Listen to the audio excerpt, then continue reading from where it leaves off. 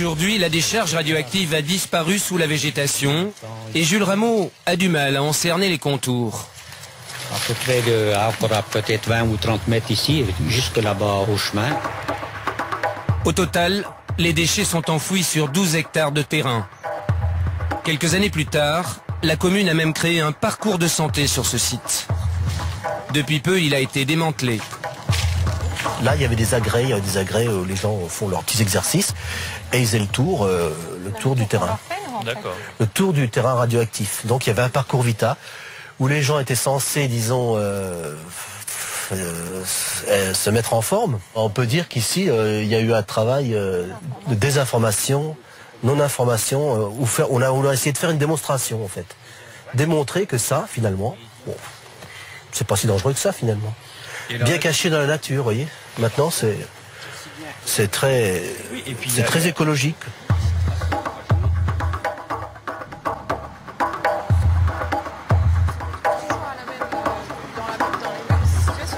Laurette et Gérard Wenzel habitent à quelques centaines de mètres du parcours de santé.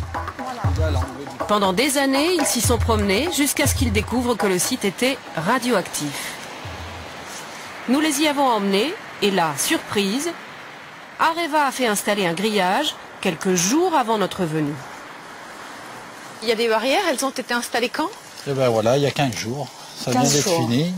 Ça a démarré une semaine avant Noël et ça s'est terminé ces derniers jours. En fait, ici, vous êtes promené pendant des années. Voilà, des années, sans se douter. Nous savions qu'il y avait le dépôt de déchets de l'usine Cogema qui était avant à Guignon, mais sans savoir qu'il y avait un réel risque de toxicité ou de danger. Bon, qu'on comprenne bien, hein, ça veut dire que vous étiez là avec le landau, le petit, vous monsieur, vous faisiez votre jogging voilà, ici vélo, chien, marche à pied. Marche presque quotidienne. Quotidienne. Il y avait matin, un parcours de santé là, donc voilà. vous faisiez du sport. Voilà. En étant persuadé que c'était bon pour la santé. Tout à fait, exactement. Est-ce qu'il y a aussi tout simplement de l'inquiétude? Alors moi, à la limite, je me dis, bon, j'ai fait mon temps, je ne risque peut-être plus rien, ou ce sera trop tard, ça se verra dans quelques années. Vous n'avez pas fait votre Mais temps. c'est par rapport à mon fils et même notre petit-fils, parce que je suis sûre qu'il nous a déjà accompagnés en promenade sur ce terrain. Et vous avez l'impression qu'on répond à cette inquiétude aujourd'hui ou qu'on vous laisse un peu seul? Pas du tout. Voilà. On nous laisse seuls. Il n'y a encore rien de fait, rien de définitif pour mettre un terme à se laisser aller. Des décharges radioactives comme celle de Guignon, il en existe un peu partout en France. En Bourgogne, en Rhône-Alpes ou dans le Limousin, dans la moitié de nos régions, près de 300 millions de tonnes de matières radioactives sont dispersées dans les campagnes ou les villes françaises. Nous avons retrouvé des images inédites, tournées près de Limoges, en 1992, par un habitant de la région. On y découvre des camions chargés de résidus du traitement de l'uranium. Ils déversent ces boues radioactives dans une carrière abandonnée, sans autre précaution. Tous ces déchets ont été principalement abandonnés par le CEA, le Commissariat à l'énergie atomique, puis par la COGEMA, la Compagnie générale des matières nucléaires.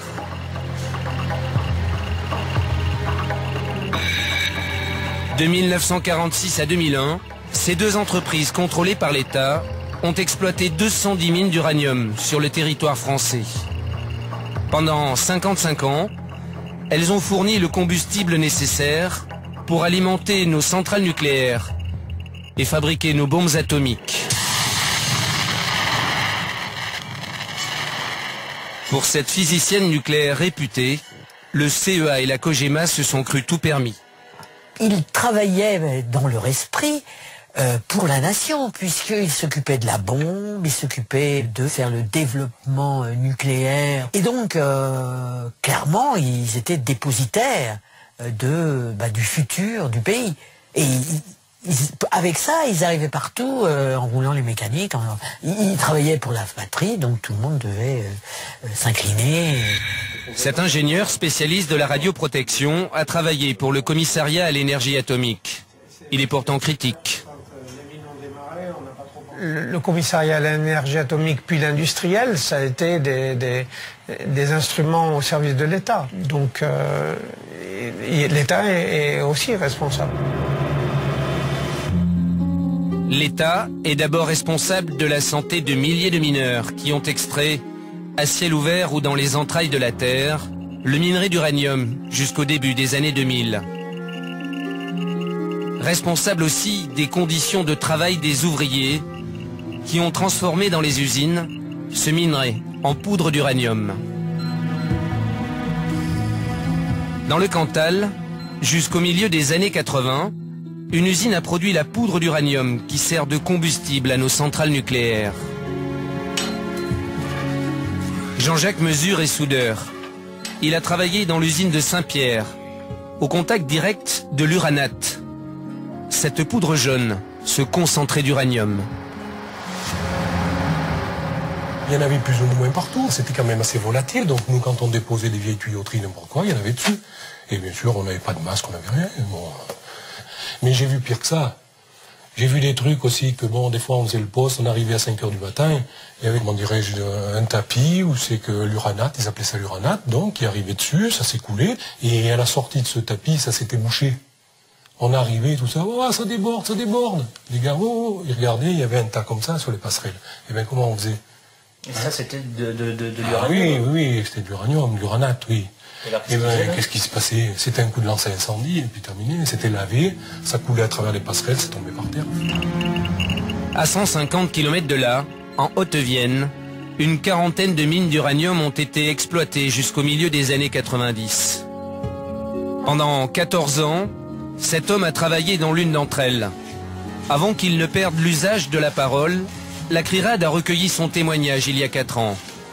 Gilbert Mougnot nous amène à l'entrée du puits qu'il empruntait tous les jours pour aller au fond de la mine. Où est-on exactement? On se trouve devant l'ancien puits de Fanny, siège de Fanny. Vous y passé 14 ans, c'est ma vie. La mine a fermé en 1991. 5 ans plus tard, l'ancien mineur a développé un cancer du larynx. À 50 ans, il est toujours en vie. Ce n'est pas le cas de beaucoup de ses anciens collègues. Plus j'avance dans l'âge, 50 ans, on regarde derrière, les cancers, il y en a partout. Mais j'ai remarqué que dans les anciens collègues, plus j'y vais, c'est une hécatombe. 40, 42, 47, 46. Le dernier, c'est au mois de novembre, 47 ans. Pas mal.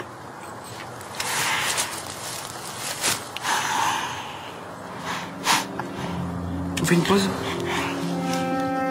En Haute-Vienne et dans les 210 mines d'uranium françaises, pendant des décennies, les mineurs ont été très exposés. Car il n'existe aucun moyen de se protéger, par exemple, de l'irradiation dégagée à proximité du minerai d'uranium. Comment se protéger contre le rayonnement gamma direct? Tailler faire. Tailler, t'as pas de protection. Travailler comme ça.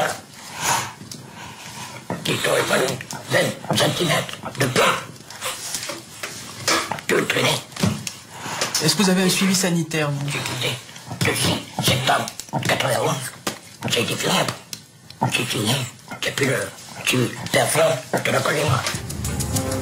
Pour la Cogema et l'État, l'extraction de l'uranium a toujours été une activité minière comme les autres, sans danger particulier pour ses travailleurs. Mais il y a 4 mois, une étude épidémiologique française a mis fin à cette version officielle.